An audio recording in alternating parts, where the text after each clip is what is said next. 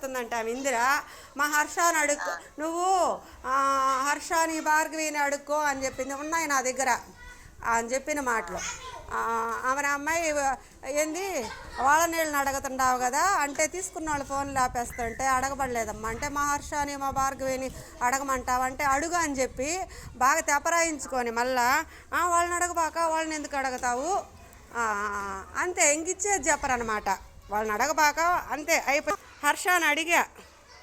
హర్ష నాకు అసలు చెయ్యొద్దు అక్క ఫోను, నువ్వంటే నాకు గౌరవం, ఆ పదం కూడా అంత అవసరంలే నాకు, ఊరికే చెయ్యి హర్ష నువ్వంటే నాకు గౌరవము, నాకు ఫోన్లు చేయొద్దు, భార్గవికి చేయొద్దు అంటే, ఎవరు పెళ్ళాలు ఎవరు మొగుళ్ళోళ్ళు హ్యాపీగా ఉండాలా ఎవరు ఉండమనే కదా మీకు మంచి చేసామా, మేము ఉండాలని మీరు కోరుకోవడం లేదే, బిడ్డకి బాగలేదా అక్క, నువ్వంటే గౌరవం అక్క, నాకే 15 లక్షలు అప్పు ఉంది, అందరికీ ఉంటుంది అక్క అప్పు, మేమేమన్నా అడ్డం ఉండి కదా తీసిచ్చాము, వెంకటేశ్వర స్వామి మీద ఒకటి, లేకపోతే నేను ముడిపు ఎందుకు కడతాను, రేపు మాల ఎందుకు వేస్తాను, ఒక పూట తిండి ఎందుకు పానేస్తాను, ఇది అధర్మం, ఇది అస్సలు. ఆ శ్రావ్య నోరెట్ట లేస్తుందంటే అమ్మాయిది, నువ్వు అస్సలు అంట మా ఇంట్లో వాళ్ళ నంబర్లు ఇవ్వాలంట, ఆమె పాస్పోర్ట్కి వస్తే మా ఇంటికి వచ్చి పాస్పోర్ట్ చేయించుకోబోయింది, ఇంటికే రా నువ్వు, ఇంట్లో వాళ్ళ నంబర్లు ఎందుకు, మా ఇంట్లో నంబర్కే చేసి ఏమమ్మా టీటీసీ నా నువ్వు ట్రైనింగ్ అమ్మాయి అంటావు నన్ను కూడా చెప్పిందంట, ఆమె దగ్గర లేదు నంబరా, మా ఇంట్లో అందరితో మాట్లాడింది అమ్మాయి, అమ్మోళ్ళ ఇంట్లో అందరూ అన్ని అస్సలు ఎంతంటే వాళ్ళన్న మెయిల్ని వాళ్ళన్న ఇప్పుడు హర్ష ఇందిరా మెయిల్ అయినా బయట ఉండకూడదు తప్పు, మాకు అంత తెలియలేదు, ఫోనుల్లో అంత నాలెడ్జ్ లేదు మాకు, తక్కువ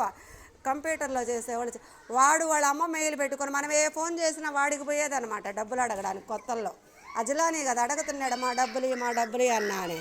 వాడిని తిట్టేదంట హర్ష, ఈయన కూడా వాళ్ళ అన్నకు ఫోను మాకు వాడినట్టే వచ్చి, మాకు అంత మేమేం కంప్యూటర్ ఇంజనీర్లం కాదు కదా, నిజం చెప్తున్నా అక్క నేను, ఆ అమ్మాయి వాళ్ళ అన్న మెయిల్ పెట్టుకొని మొత్తం వాళ్ళ అన్నకి ఏం తెలుస్తుంది, వాళ్ళ అన్న ఫోన్లో అమ్మాయికి కూడా అన్నీ తెలుసు చాలా రోజులు. వింటున్నావా,